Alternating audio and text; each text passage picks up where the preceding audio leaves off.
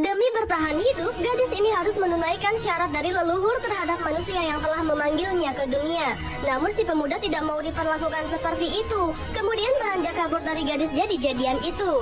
Hal ini terjadi karena sebelumnya si pemuda bertemu dengan temannya yang sedang menceritakan seorang gadis bernama Oki yang menghilang secara misterius di perpustakaan.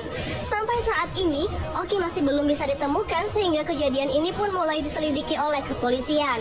Yongki kemudian menunjukkan foto yang diunggah oleh Oki di media sosialnya sebelum dia menghilang. Foto ini pun memperlihatkan tulisan berbau mantra ritual dari gambar seorang perempuan yang berkekuatan sihir. Nah, karena ritual ini konon bisa mendatangkan pacar, Rangga yang sudah lelah menjadi jomblo akhirnya mencoba mempraktekkan ritual itu dengan menggunakan mantra yang telah ditentukan. Singkat cerita, Rangga kemudian menggunakan darahnya untuk melakukan ritual sambil melafalkan mantra untuk menyempurnakan ritual tersebut. Keesokan harinya, tiba-tiba ada seorang gadis muncul dari sebuah portal dan langsung mendekati Rangga. Tak seperti gadis pada masa kini, gadis bernama Melody ini menggunakan pakaian khas abad pertengahan dan bahkan dia juga membawa pedang. Karena kejanggalan ini, Rangga akhirnya menyimpulkan bahwa Melody muncul karena mantra dan ritual yang semalam dipraktekkan olehnya. Lantas saat baru berkenalan dengan Rangga, Melody tiba-tiba meminta berhubungan mesra dengan Rangga karena tanpa hubungan itu Melody akan segera lenyap dari dunia ini. Bingung menghadapi situasi ini, Rangga pun akhirnya langsung melarikan diri dari Melody dan pulang ke rumahnya.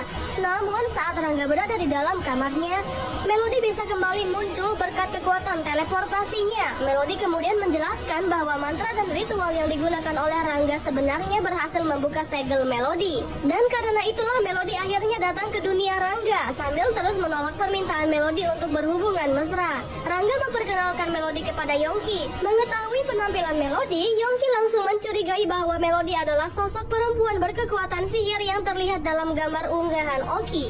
Seiring berjalannya waktu, Melody menjadi kesal karena permintaannya terus ditolak oleh Rangga. Karena hal itu, Melody pun akhirnya menerima undangan pesta dari teman nakal Rangga yang bernama Masato dengan tujuan untuk menemukan lelaki yang bisa memenuhi permintaannya. Singkat cerita, Melody akhirnya menghadiri pesta Masato yang sebenarnya diadakan oleh Hayato, sepupu Masato yang kaya raya.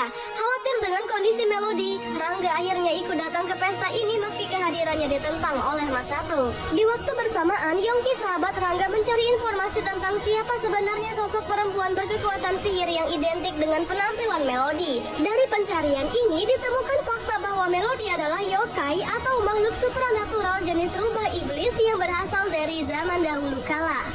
Rubah iblis ini pun ingin berhubungan mesra dengan pria pemanggilnya dengan tujuan untuk memulihkan kekuatannya. Nah, jika sudah berhubungan mesra dengan rubah iblis, si pemuda pemanggil tanpa sadar sudah menjalin ikatan dengan sang rubah iblis. Celakanya, ikatan ini menyebabkan kekuatan spiritual dari si pemuda pemanggil terserap oleh si rubah iblis. Sehingga si pemuda pemanggil harus tetap dekat dengan rubah iblis demi menjaga nyawanya. Mau tahu kelanjutannya? Kuy, saksikan next part.